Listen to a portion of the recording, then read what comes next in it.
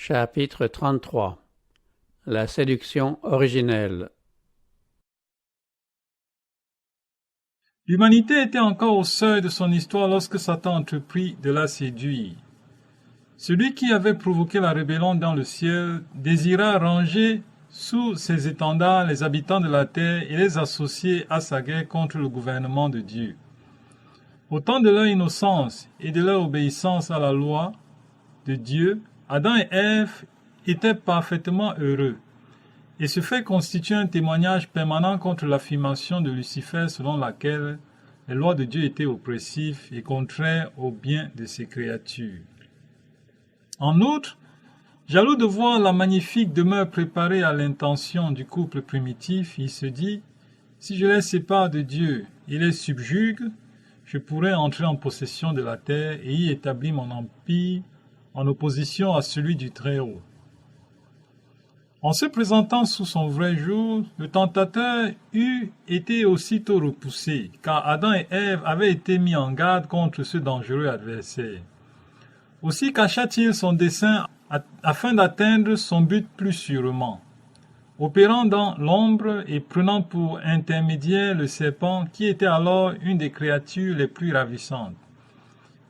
Il dit à Ève, « Dieu a-t-il réellement dit, vous ne mangerez pas de tous les arbres du jardin » Genèse 3:1. Si Ève s'était abstenue d'entrer en pourparlers avec le serpent, elle eût été en sécurité, mais elle engagea la conversation et tomba dans le piège. C'est là ce qui perd encore un grand nombre de gens qui se mettent à douter, qui discutent les volontés de Dieu et qui, au lieu d'accepter les commandements divins, adoptent des théories humaines masquant les pièges de Satan. La femme répondit au serpent, « Nous mangerons du fruit des arbres du jardin.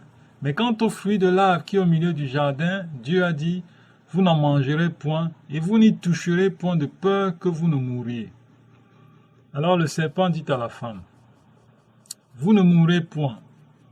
Mais Dieu sait que le jour où vous en mangerez, vos yeux s'ouvriront, et que vous serez comme des dieux connaissant le bien et le mal. » Genèse 3, de 2 à 5.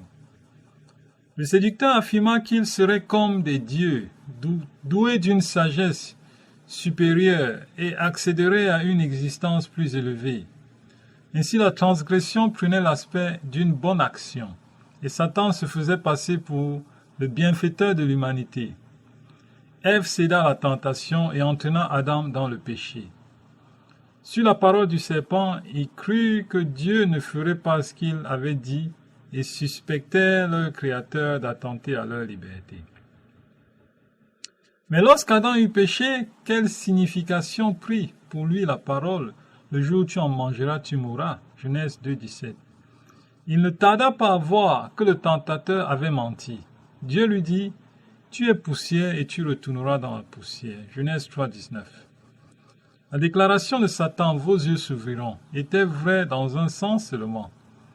Après leur désobéissance, les yeux d'Adam et Ève s'ouvrirent sur leur folie.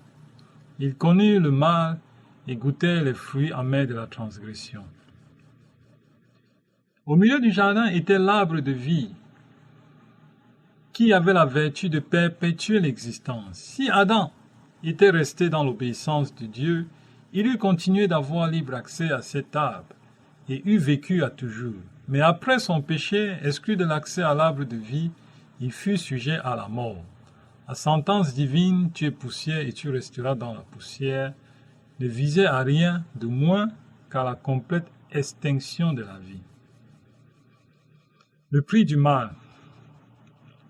L'immortalité promise à l'homme, à condition qu'il obéisse étant compromise, Adam ne pouvait transmettre à sa prospérité ce qu'il ne possédait plus. Et si Dieu n'avait, au prix du sacrifice de son Fils, remis l'immortalité à sa portée, l'humanité se fût trouvée sans espérance. La mort s'est étendue sur tous les hommes, parce que tous ont péché.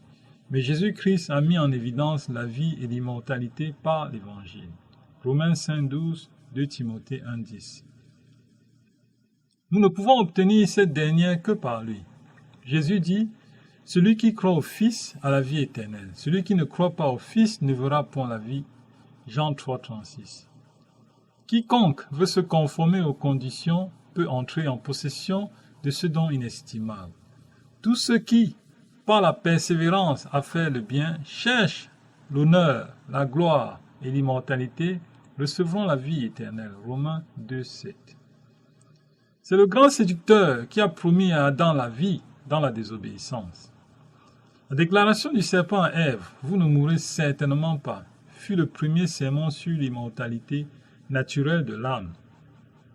Néanmoins, cette déclaration, qui ne repose que sur l'autorité de Satan, est répétée du haut des chairs chrétiennes et reçue par la plus grande partie de la famille humaine aussi avidement que par nos premiers parents. La parole divine, l'âme qui pêche, c'est celle qui mourra, Ézéchiel 18:20, est devenue l'âme qui pêche ne mourra point, elle vivra éternellement. Il y a lieu d'être confondu de l'aberration qui porte les hommes à croire facilement aux paroles de Satan et à douter de celles de Dieu. Si, après sa chute, l'homme avait eu libre accès à l'arbre de la vie, il eût vécu à toujours et le péché eût été immortalisé. Mais des chérubins, armés d'une épée flamboyante, gardèrent le chemin de l'arbre de vie. Genèse 3:24. Nul membre de la famille d'Adam n'a pu franchir cette barrière pour aller cueillir ce fruit. Ainsi, aucun pécheur n'est immortel.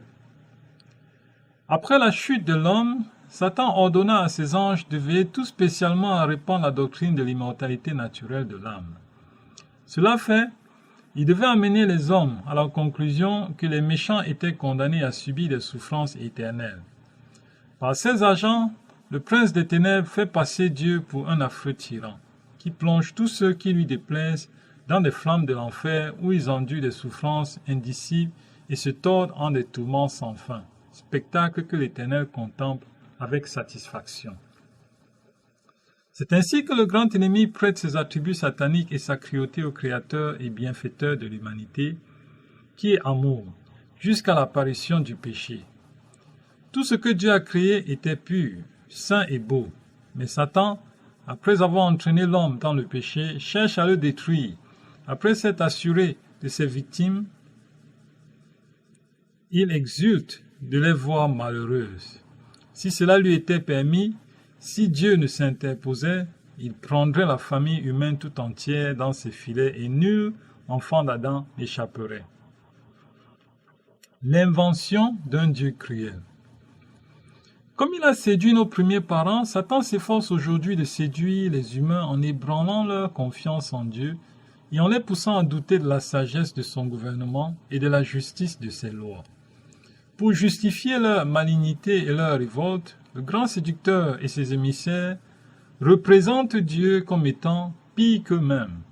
En prêtant sa terrible cruauté à notre Père céleste, l'ennemi veut donner l'impression qu'on a eu tort de l'expulser du ciel pour n'avoir pas consenti à se soumettre à l'injustice. En faisant croire aux hommes qui jouiront sous son aimable sceptre d'une liberté contrastant avec l'esclavage, endurée sous les austères décrets de l'Éternel, il réussit à les détourner de leur soumission envers Dieu. Quoi de plus propre à révolter nos sentiments de bonté, de miséricorde et de justice que la doctrine selon laquelle les impénitents seront tourmentés à cause de leurs péchés d'une courte existence, dans le feu et dans le soufre d'un enfer qui durera aussi longtemps que Dieu lui-même. Pourtant, ce dogme a été généralement enseigné et se trouve encore dans le credo d'une portion considérable de la chrétienté. Un savant docteur en théologie a décrit « La vue des tourments de l'enfer couronnera à jamais la félicité des saints. En voyant les êtres de la même nature qu'eux et nés dans les mêmes circonstances, plongés dans de telles souffrances, alors qu'eux-mêmes sont des objets d'un sort si différent, ils comprendront mieux le bonheur dont ils jouissent. » Un autre a déclaré « Pendant que le décret de réprobation s'exécutera éternellement sur les objets de la colère de Dieu, la fumeur de leur tourment montera sans cesse en présence des objets de sa miséricorde, qui, au lieu de prendre en pitié ces misérables, diront « Amen, Alléluia, loué soit le Seigneur ». Où de tels enseignements se lisent-ils dans la parole de Dieu? Les racheter une fois dans la gloire perdraient-ils tout sentiment de compassion et même d'humanité? Ces vertus y feraient-elles place à un froid stoïcisme ou à la cruauté des sauvages? Non. Tel n'est pas l'enseignement de la Bible. Ceux qui ont écrit ce qu'on vient de lire peuvent être des savants et même des hommes honnêtes. Ils n'en sont pas moins séduits par les sophismes de Satan qui les poussent à fausser certaines expressions énergétiques des Écritures, auxquelles ils attribuent une amertume et une malignité qu'ils tirent de son propre fond, mais non de celui de notre Créateur. Je suis vivant, dit le Seigneur, l'Éternel. Ce que je désire, ce n'est pas que le méchant meure, c'est qu'il change de conduite et qu'il vive. Revenez, revenez de votre mauvaise voie. Pourquoi mourriez-vous, maison d'Israël? Ézéchiel 33, 11. Quel avantage Dieu retirerait-il de ce que nous admettions qu'il trouve ses délices dans les tortures incessantes des méchants, qu'il jouisse des gémissements, des cris de douleur et des imprécations des créatures qu'il retient dans les flammes de l'enfer? Ces cris atroces seraient-ils une musique pour les oreilles de l'amour infini? On prétend qu'en infligeant aux pécheurs des tourments éternels, Dieu montre son horreur du péché qui a troublé la paix et l'ordre de l'univers. Quel affreux blasphème! Comme si l'horreur de Dieu pour le péché justifiait la perpétuation du mal. En effet, exaspérés par le désespoir, les malheureux reprouvés exhaleraient leur fureur en malédiction et en outrage qui augmenterait constamment leur culpabilité. Non, ce n'est pas rehausser la gloire de Dieu que de perpétuer et d'aggraver le péché pendant les siècles éternels. Il est impossible à l'esprit humain d'évaluer le mal accompli par l'hérésie des tourments éternels. La religion des Écritures, toute d'amour, de bonté et de compassion, s'y trouve éténébrée de superstition et drapée d'épouvante. Quand on considère sous quel faux jour Satan a présenté le caractère de Dieu, y a-t-il lieu de s'étonner que notre miséricordieux Créateur soit craint, redouté et même haï? Les idées terrifiantes répandues du haut de la chair au sujet de la divinité ont fait des milliers, des millions de sceptiques et d'incrédules. Le dogme des tourments éternels est l'une des fausses doctrines qui constituent le vin des abominations de Babylone dont celle-ci a abreuvé toutes les nations. Voir Apocalypse 14, 8, 17, 2. Que des ministres du Christ aient pu adopter cette hérésie et la proclamer dans les temples chrétiens est un véritable mystère. Ils l'ont reçu de Rome, tout comme son faux jour de repos. Il est vrai qu'elle a été enseignée par des hommes éminents en sciences et en piété. Mais la vérité sur ce sujet, ne leur étant point parvenue comme à nous, ils n'étaient responsables que de la lumière qui brillait de leur temps. Tandis que nous devons répondre de celle qui éclaire le nôtre, si nous nous détournons du témoignage de la parole de Dieu pour suivre de fausses doctrines, simplement parce que nos pères nous les ont enseignées, nous tombons sous la condamnation de Babylone et nous buvons du vin de ses abominations. L'erreur de l'impunité. De nombreuses personnes que révolte la doctrine des tourments éternels versent dans l'erreur opposée. Elles croient que l'âme est immortelle, mais comme la Bible enseigne que Dieu est amour et compassion, elles ne peuvent croire qu'il abandonne ses créatures à un feu éternel. Et elles ne trouvent d'autre alternative que l'hypothèse agréable du salut final de tous les hommes. Elles considèrent les menaces de l'Écriture comme destinées à effrayer les gens pour les pousser à l'obéissance et prétendent que Dieu n'a jamais eu l'intention de leur donner suite. Ainsi, le pécheur pourrait méconnaître la loi divine et vivre dans le mal sans s'aliéner la faveur divine. Cette doctrine, qui abuse de la bonté de Dieu et ignore sa justice, est agréable au cœur charnel et en hardit le méchant dans son iniquité. Il suffira de citer leur propre déclaration pour montrer comment les partisans du salut universel tordent les Écritures pour soutenir ce dogme néfaste. À l'occasion des funérailles d'un jeune impie mort subitement d'un accident, un pasteur universaliste prit comme texte ce passage des Écritures. Le roi David était consolé de la mort d'Amnon. 2 Samuel 13, 39. On me demande fréquemment, dit l'orateur, ce qu'il adviendra des impies qui quittent ce monde soit en état d'ivresse, soit avec des taches écarlates du crime sur leurs vêtements, ou bien encore, comme ce jeune homme, sans avoir jamais fait profession de piété et sans aucune vie religieuse. Adressons-nous aux Écritures, elles résoudront ce redoutable problème. Amnon était un grand pécheur. Il avait été tué en état d'ivresse et d'impénitence. David, son père, étant un prophète de Dieu, devait savoir si Amnon serait heureux ou malheureux dans l'autre monde. Quelle fut l'expression des sentiments de son cœur? Le roi David cessa de poursuivre Absalom, car il était consolé de la mort d'Amnon. Quelle conclusion découle de ce langage? À coup sûr que les tourments éternels ne faisaient pas partie des croyances de David, et nous trouvons ici un argument triomphant en faveur de l'hypothèse plus agréable, plus lumineuse, plus conforme aux compassions de Dieu, du triomphe ultime et universel de la pureté et de la paix. Il se consola de la mort de son fils. Pourquoi? Parce que son regard prophétique, embrassant un glorieux avenir, lui montrait ce fils éloigné de la tentation, affranchi de l'esclavage et purifié des souilles du péché, admis enfin, après un stage suffisant de purification, dans l'assemblée des esprits bienheureux au séjour de la félicité. L'unique consolation du roi était qu'après avoir quitté l'état actuel de péché et de souffrance, son fils chéri se trouvait là où les effluves les plus puissants de l'esprit passaient sur son âme éténébrée, où son esprit s'ouvrait à la sagesse céleste et au doux transport de l'amour divin, le préparant ainsi, grâce à sa nature sanctifiée, à jouir du repos et de la gloire de l'héritage éternel. Nous voulons dire par là que le salut ne dépend aucunement de ce que l'on peut faire en cette vie, qu'il s'agisse d'un changement de cœur, de la foi ou d'une profession de religion. C'est ainsi qu'un soi-disant ministre de Jésus-Christ réitère le mensonge du serpent en Éden. Vous ne mourrez point. Le jour où vous en mangerez, vos yeux s'ouvriront et vous serez comme des dieux. Il déclare qu'après la mort, le pire des pécheurs, le meurtrier, le voleur et l'adultère, se prépare à entrer dans le séjour de la félicité. D'où ce prédicateur, habile à pervertir les Écritures, tire-t-il cette conclusion?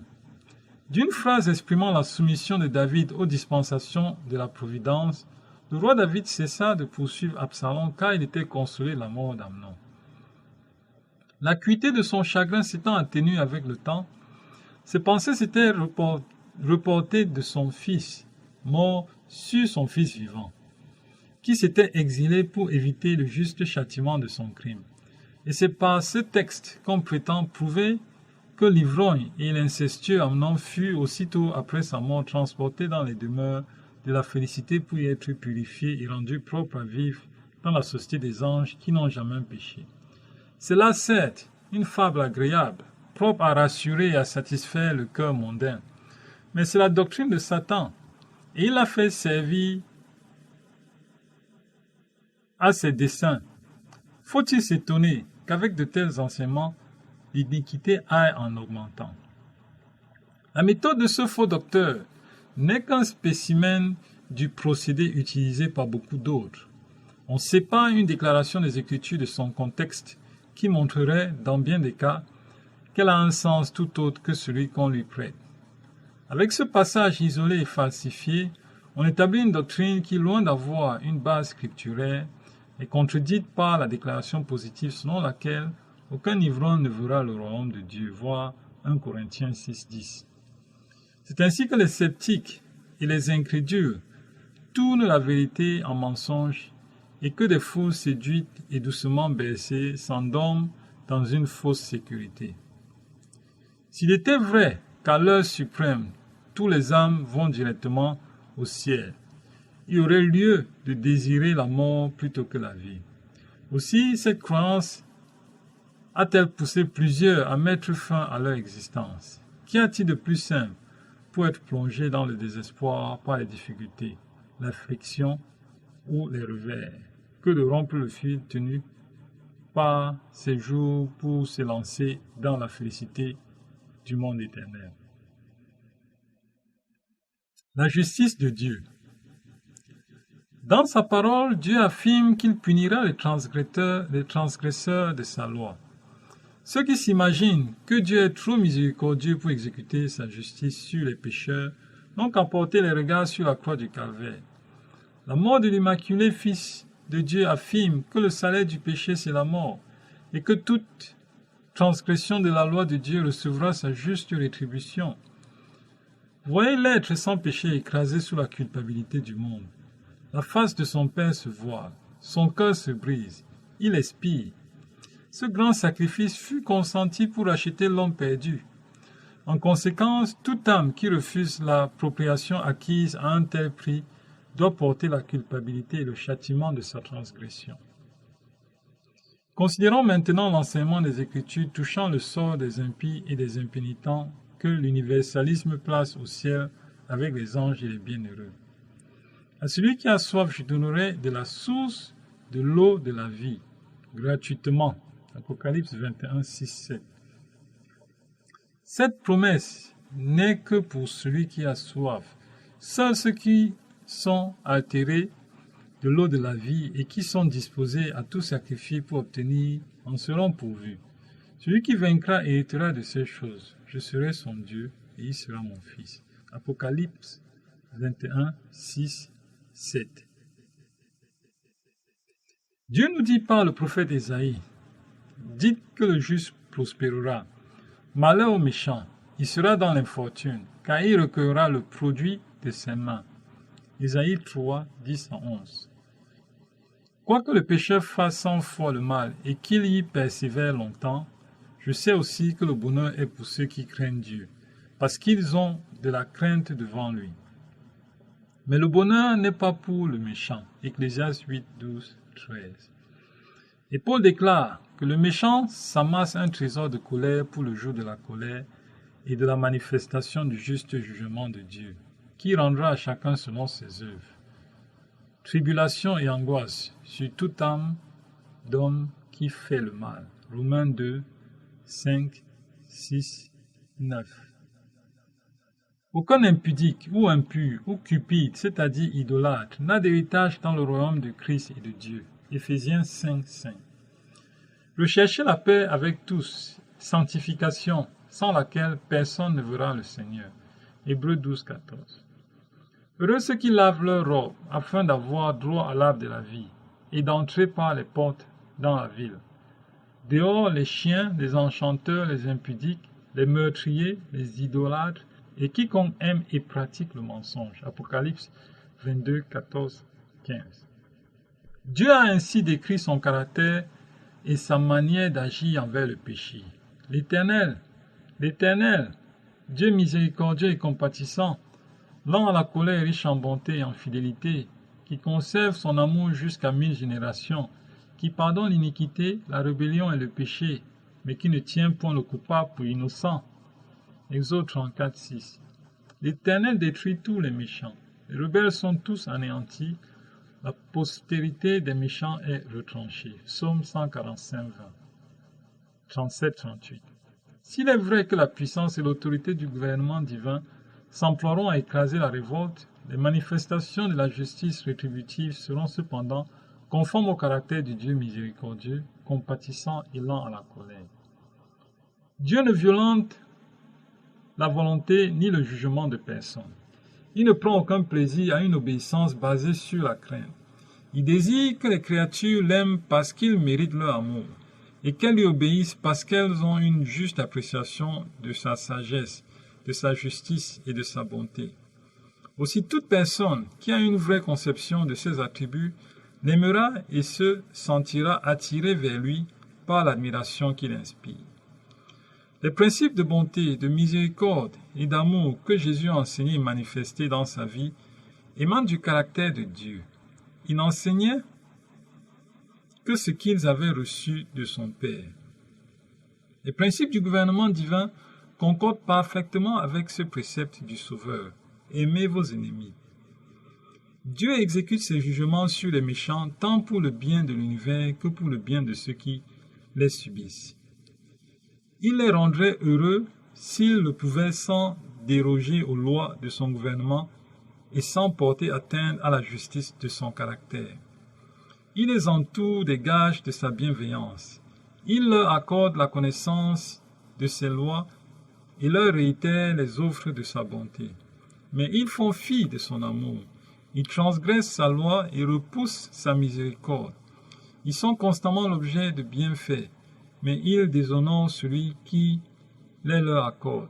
Ils haïssent Dieu parce qu'ils savent qu'il abhorre leurs péchés. Mais bien que le Seigneur tolère longtemps leur perversité, leur décisif sonnera enfin où leur destinée sera fixée. Enchaînera-t-il alors ces rebelles à ses côtés? Les contraindra-t-il à faire sa volonté? Ceux qui ont choisi Satan pour chef et qui ont été dominés par son ascendant ne sont pas qualifiés pour paraître en la présence de Dieu. L'orgueil, la ruse, l'immoralité, la cruauté se sont implantés dans leur caractère.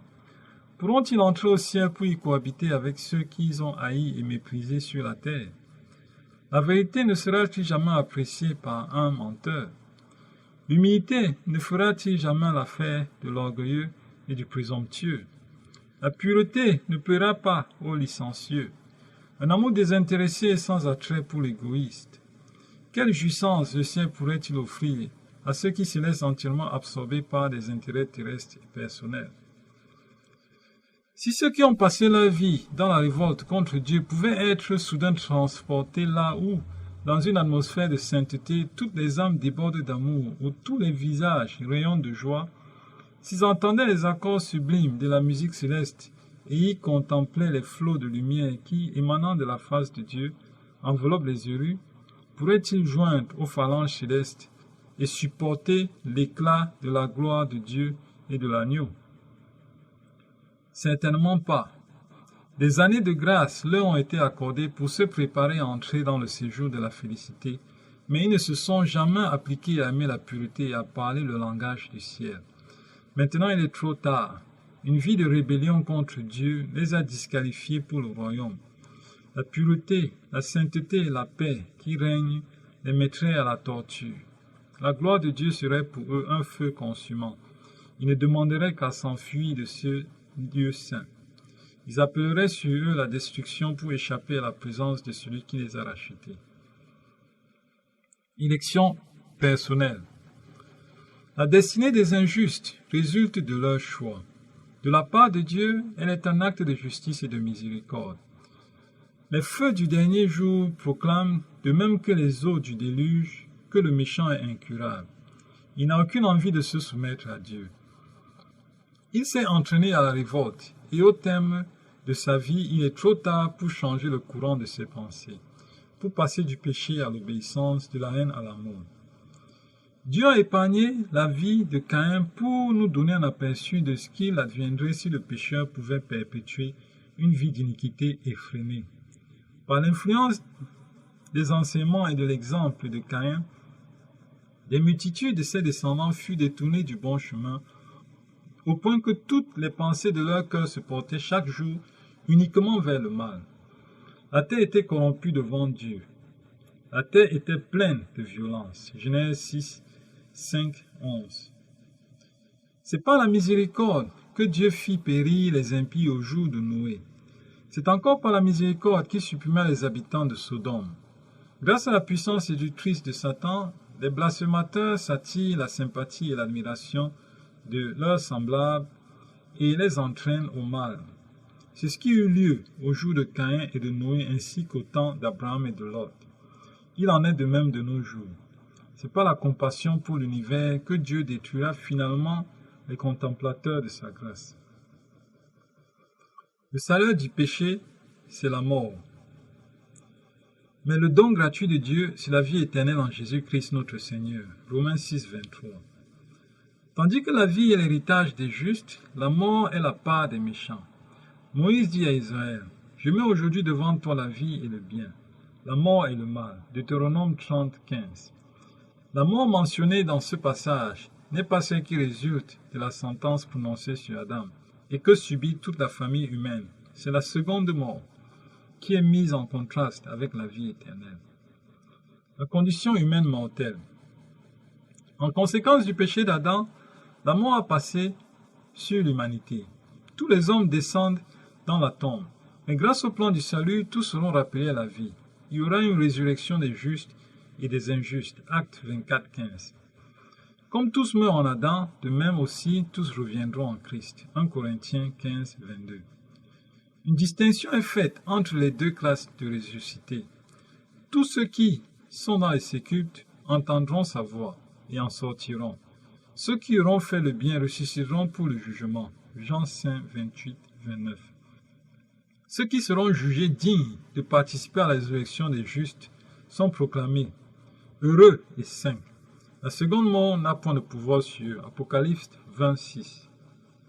Ceux qui ne se seront pas assurés de pardon par la conversion et par la foi devront subir la peine de leur transgression, le salaire du péché. Leurs châtiments seront leurs œuvres, varieront quant à son intensité et quant à sa durée. Mais pour tous, il se terminera également par la seconde mort.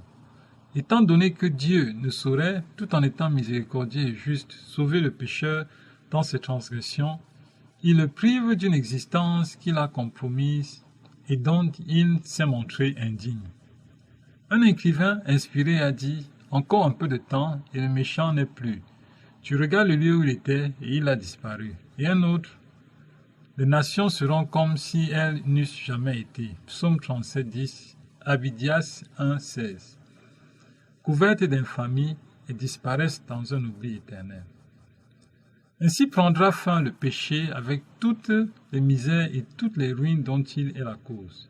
Le psalmiste écrit « Tu détruis le méchant, tu effaces leur nom pour toujours et à perpétuité. » Plus d'ennemis, des ruines éternelles. Psaume 9, 5, 6. Transporté dans les sphères célestes, Saint Jean entend un hymne universel de louange, que ne trouble aucune note discordante. Toutes les créatures qui sont dans les cieux et sur la terre rendent gloire à Dieu. Voir Apocalypse 5, 13. On n'y entendra nulle part des reprouvés blasphémer Dieu et se tordre au sein des tourments éternels, mêlant leur rugissement au chant des rachetés. La doctrine de l'état conscient des morts repose sur l'erreur fondamentale d'une immortalité naturelle.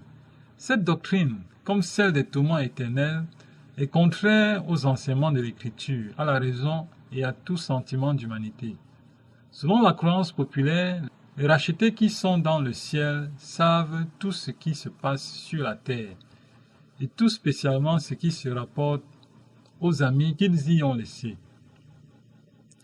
Mais comment la connaissance des peines, des fautes, des souffrances et des déceptions de leurs bien-aimés pourrait-elle s'accorder avec leur félicité? De quel bonheur céleste pourraient jouir les êtres qui planeraient sans cesse autour de leurs amis terrestres? Et n'est-il pas révoltant de songer qu'un impénitent n'a pas plus tôt rendu le dernier soupir que son âme est plongée dans des flammes de l'enfer?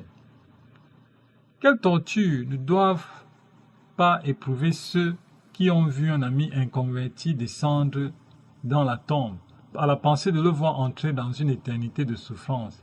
Beaucoup ont perdu la raison dans cet affreux cauchemar. Dans les Écritures, David affirme que les morts sont inconscients. Leur souffle s'en va, ils rentrent dans la terre, et ce même jour, leur dessein disparaît. Psaume 146, 4. Salomon exprime la même pensée. Les vivants, en effet, savent qu'ils mourront, mais les morts ne savent rien. Et leur amour, et leur haine, et leur envie ont déjà péri, et ils n'auront plus jamais aucune part à tout ce qui se fait sous le soleil. Il n'y a ni œuvre, ni pensée, ni science, ni sagesse dans le séjour des morts où tu vas. Ecclésiaste 9, 5, 6, 10. Quand, en réponse à la prière du roi Ézéchias, le Seigneur eut accordé à celui-ci un sursis de vie de 15 ans, ce prince, dans sa reconnaissance, fit monter vers Dieu l'action de grâce suivante. Ce n'est pas le séjour des morts qui te loue, ce n'est pas la mort qui te célèbre, Ceux qui sont descendus dans la fosse n'espèrent plus en ta fidélité. Le vivant, c'est celui-là qui te loue, comme moi aujourd'hui. Ésaïe 38, 18, 19. La théologie populaire nous présente les justes morts comme étant au ciel, au sein de la félicité, louant Dieu de leur bouche immortelle. Mais Ézéchias n'entrevoyait pas d'aussi glorieuse perspective à l'idée de la mort. Il s'accorde avec le psalmiste. Celui qui meurt n'a plus ton souvenir. Qui te louera dans le séjour des morts? Ce ne sont pas les morts qui célèbrent l'Éternel. Ce n'est aucun de ceux qui descendent dans le lieu du silence. Psaume 6, 115, 17. La promesse de la résurrection. Le jour de la Pentecôte, Pierre affirme que le patriarche David est mort, qu'il a été enseveli et que son sépulcre existe encore aujourd'hui parmi nous. Car David, ajoute-t-il, n'est pas monté au ciel. Acte 2, 29, 34. Le fait que David restera dans le tombeau jusqu'à la résurrection prouve que les justes ne montent pas au ciel au moment de leur mort. Ce n'est que par la résurrection et en vertu de la résurrection de Jésus-Christ que David pourra un jour s'asseoir à la gloire de Dieu. Et Paul dit, si les morts ne ressuscitent point, Christ non plus n'est pas ressuscité. Et si Christ n'est pas ressuscité, votre foi est vaine. Vous êtes encore dans vos péchés. Et par conséquent aussi, ceux qui sont morts en Christ sont perdus. 1 Corinthiens 15, 16, 18. Si 4000 ans durant, les justes étaient montés directement au ciel en mourant, comment Paul aurait-il pu dire que s'il n'y a point de résurrection, ceux qui sont morts en Christ sont perdus? Le martyr Tyndale s'exprime comme suit au sujet de l'état des morts. Je confesse ouvertement que je ne suis pas persuadé qu'il soit en possession de la gloire complète dont jouissent le Christ et ses anges de Dieu. Cela n'est pas pour moi un article de foi. Car si tel était le cas, la prédication de la résurrection de la chair serait une chose vaine. Ça, c'est dans Tyndale Preface to New Testament. La résurrection ne serait pas nécessaire. Or, il est indéniable que l'espérance de l'entrée dans la félicité au moment de la mort a fait tomber dans un oubli presque complet la doctrine de la résurrection. Adam Clarke constatait comme suit cette tendance. Les chrétiens primitifs attachaient beaucoup plus d'importance à la résurrection des morts que les modernes. Pourquoi cela? Les apôtres l'avançaient constamment et c'est par elles qu'ils excitaient les disciples du Christ à la diligence, à l'obéissance et à la joie. De nos jours, leurs successeurs la mentionnent rarement. Il n'y a pas dans l'évangile de doctrine qui soit mieux mise en relief, mais il n'y en a point qui soit plus tenu à l'écart dans la prédication actuelle. Commentary on the New Testament, Volume 2, 1 Corinthiens 15, paragraphe 3. On a persévéré dans cette voie au point qu'aujourd'hui la glorieuse vérité de la résurrection est presque entièrement négligée par le monde chrétien. C'est ainsi qu'un auteur religieux très en vue écrit sur 1 Thessaloniciens 4, de 13 à 18, pour les fins pratiques de la consolation, la doctrine de l'heureuse immortalité des justes tient lieu pour nous de la doctrine douteuse du retour du Seigneur. Pour nous, c'est à la mort que Jésus revient. C'est elle que nous devons attendre. Et c'est sur elle que nous devons veiller. Les morts sont déjà entrés dans la gloire. Ils n'attendent pas la trompette du jugement pour entrer dans la félicité. Au moment de quitter ses disciples, le Sauveur ne leur déclara pas qu'ils iraient bientôt le rejoindre. Je vais vous préparer une place, leur dit-il. Et lorsque je m'en serai allé, et que je vous aurai préparé une place, je reviendrai et je vous prendrai avec moi. Jean 14, 2 à 3. Et Paul ajoute, le Seigneur lui-même, à un signal donné, à la voix d'un archange et au son de la trompette de Dieu, descendra du ciel, et les morts en Christ ressusciteront premièrement. Ensuite, nous les vivants, qui serons restés, nous serons tous ensemble, enlevés avec eux sur des nuées, à la rencontre du Seigneur dans les airs. Et ainsi, nous serons toujours avec le Seigneur. Il conclut en disant, consolez-vous donc les uns les autres par ces paroles. Thessaloniciens 4, de 16 à 18. Quel contraste entre ces paroles apostoliques et celles du pasteur universaliste que nous avons cité. Ce dernier consola les parents affligés en leur disant que si grands pécheurs que l'on était sur la terre, dès qu'on a rendu le dernier soupir, on est reçu dans la compagnie des anges. Paul, au contraire, attire l'attention des croyants sur le prochain retour du Seigneur, alors que les chaînes de la tombe seront rompues et que les morts en Christ ressusciteront pour la vie éternelle. Jugement et espérance. Avant que quiconque puisse entrer dans la félicité, il faut que le cas de chacun ait été examiné et que le caractère et les actes de tous les humains aient subi l'inspection divine. Tous seront jugés d'après ce qui est écrit dans les livres et recevront une récompense correspondant à leurs œuvres. Ce jugement n'a pas lieu à la mort. Notez les paroles de Paul. Il a fixé un jour où il jugera le monde selon la justice, par l'homme qu'il a désigné, ce dont il a donné à tous une preuve certaine en le ressuscitant des morts. Acte 17, 31. L'apôtre déclare positivement ici qu'un jour, alors encore futur, a été fixé pour le jugement du monde. Jude parle de la même époque en ces termes. Il a réservé pour le jugement du grand jour, enchaînés éternellement par les ténèbres, les anges qui n'ont pas gardé leur dignité, mais qui ont abandonné leur propre demeure. Il cite plus loin ces paroles d'Enoch.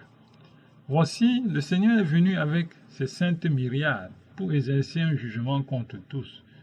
Jude 1, 6, 14, 15.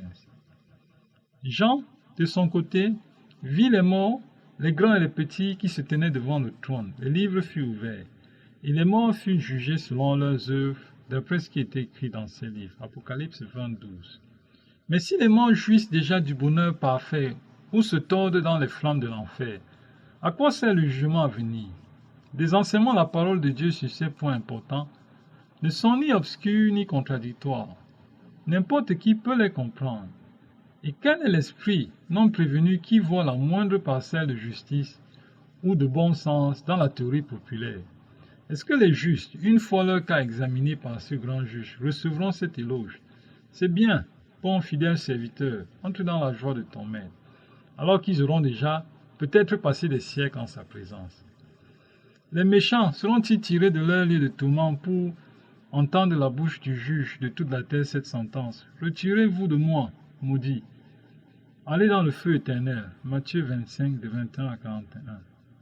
Sinistre plaisanterie, honteux démenti infligé à la sagesse et à la justice de Dieu. La théorie de l'immortalité de l'âme est l'un des emprunts que Rome a fait au paganisme pour incorporer à la foi chrétienne. Luther mettait le dogme de l'immortalité de l'âme au nombre des fables monstrueuses qui constituent la boue des décrétales romaines. I. Petavel Olif, Le problème de l'immortalité, tome 2, 78. Commentant les paroles de l'Ecclésiaste, selon lesquelles les morts ne savent rien, le réformateur écrivait « Nouveau passage établissant que les morts ne sentent rien. Il n'y a là ni devoir, ni science, ni connaissance, ni sagesse. Salomon estime que les morts dorment et ne sentent rien. Les morts ne tiennent compte ni des jours, ni des années, mais à leur réveil, ils croient avoir dormi à peine une minute. » Luther Work, Saint LIV, V, 1535. On ne voit nulle part dans les saints livres que les justes reçoivent leur récompense et les méchants leur châtiment au moment de la mort. On ne trouve dans les patriarches et les prophètes aucune affirmation de ce genre. Jésus-Christ et les apôtres n'y ont pas fait la moindre allusion. L'Écriture enseigne positivement que les morts ne montent pas directement au ciel, mais qu'ils sont plongés dans le sommeil jusqu'à la résurrection. Voir 1 Thessaloniciens 4, de 14 à 16. Job 14, 10 à 12. Au moment même où le cordon d'argent se détache et où le vase d'or se brise, voir Ecclésiaste 12, de 7 à 9, les pensées de l'homme périssent. Ceux qui descendent dans la tombe sont silencieux. Ils ne savent rien de ce qui se passe sous le soleil. Job 14, 21. Heureux repos pour les justes lassés. Le temps, court ou long, n'est désormais qu'un instant pour eux. ils dorment. La trompette de Dieu les appellera à une heureuse immortalité. La trompette sonnera, et les morts ressusciteront incorruptibles, car il faut que ce corps corruptible revête l'incorruptibilité, et que ce corps mortel revête l'immortalité. Lorsque ce corps corruptible aura revêtu l'incorruptibilité, et que ce corps mortel aura revêtu l'immortalité, alors s'accomplira la parole qui est écrite. La mort a été engloutie dans la victoire. 1 Corinthiens 15, 52 à 55. Dès qu'ils sortiront de leur profond sommeil, ils reprendront le cours de leurs pensées là où ils l'ont laissé. Leur dernière sensation les plongeait dans les affres de la mort. Leur dernière impression fut de tomber sous la puissance de la mort. Dès qu'ils sortiront de la tombe, leur première pensée s'exprimera par ce cri triomphant. Ô mort, où est ta victoire? Ô mort, où est ton aiguillon?